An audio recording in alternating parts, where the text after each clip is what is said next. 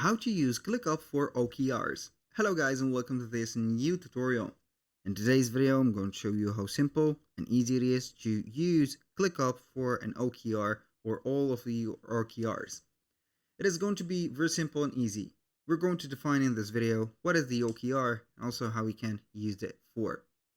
We're going to head over clickup.com, sign in for an account, and as you can see we're going to be on the home page or the main page.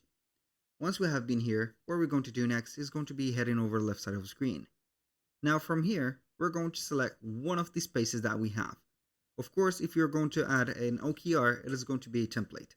Rather than create it from scratch, you need to at least have a template to use it and also use the recent data on it.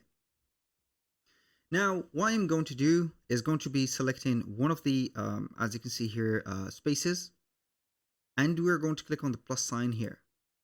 So after that, we're going to click on templates. Now within the templates, we're going to have it just right there. We're going to click on the search of the templates, type in OKR. The OKR we have framework, OKRs, and also they are going to have this. I'm going to click on OKR and we're going to have it like that.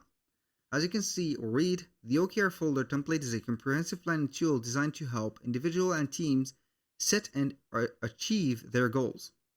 A planning cadence outlines the basic structure for OKR development and OKR lists break down goals and monitor progress to help teams stay on track and throughout the year.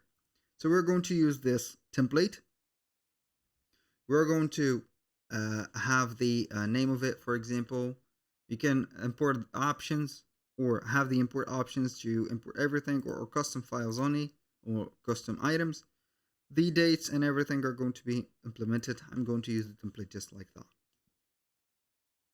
So we're going to wait for the OKRs to be added, and it is going to show up this. It is going to add a folder basically. This folder is going to be containing everything that we need, maybe also things that we do not need.